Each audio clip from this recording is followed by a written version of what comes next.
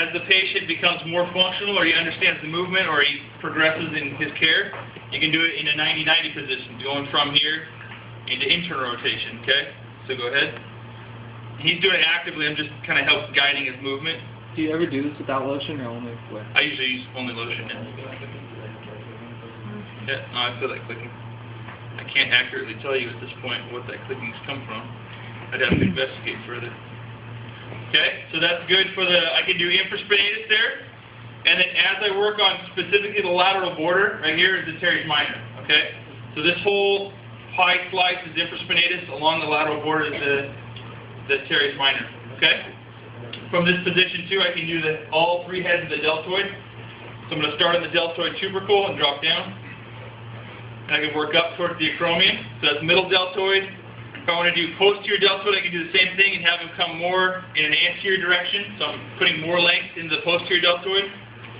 Same thing with the anterior deltoid. It's coming down, but he's going into extension because it's going to increase the length of the anterior deltoid.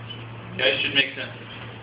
Okay, so supraspinatus, like you guys learned in CP3, is going to be that aw shucks kind of movement. Okay, so he's going to start here, come all the way down across his body. So I'll take my contact just on the medial border of the acromion, and as he goes down, I'll dig into that supraspinous fossa. Okay.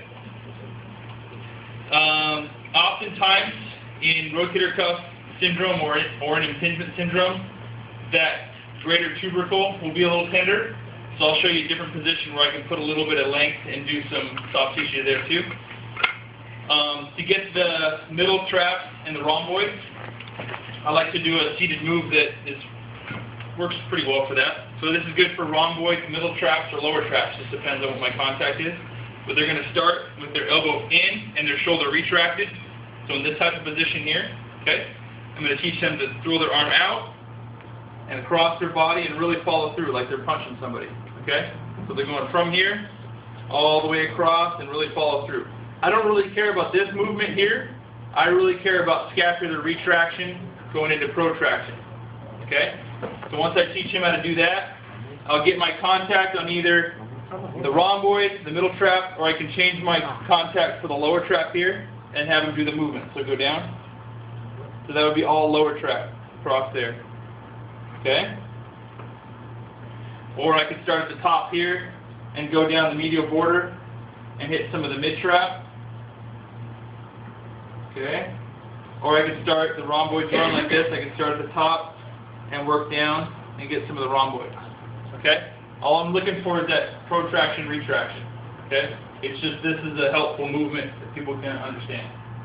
Okay? So we did rotator cuff, supraspinatus, some of the scapular stabilizers. In this position, I could go back to some of our cervical spine stuff too. So I could do the levators. Okay? That would be smart.